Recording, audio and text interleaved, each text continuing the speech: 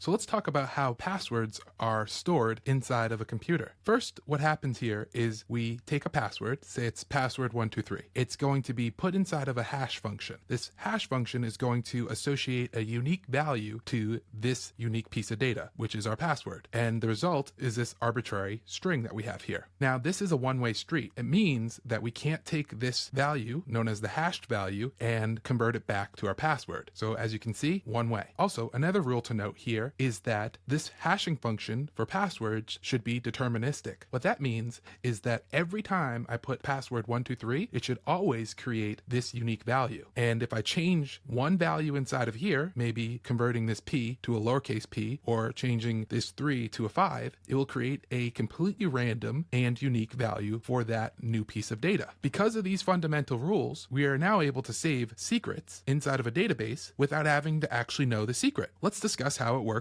when we create an account on an online platform.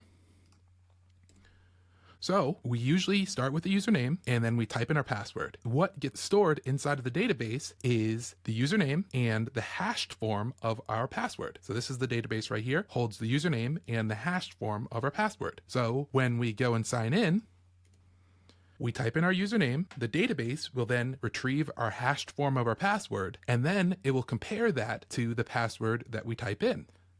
And we remember that the hashing function creates a unique value for every piece of unique data that gets put inside of it. So what we can see here is that password 456 is going to create a different hash. And when we compare these two hashed forms, the database is going to recognize that the password that was originally typed in is not the same. The great thing about this here is that if the database secrets are exposed, meaning that these hash values are exposed, the attacker only has these hashed passwords. They don't actually have the original passwords. Remember, we can't use these hashed passwords to get the original password back because hashing is a one-way street.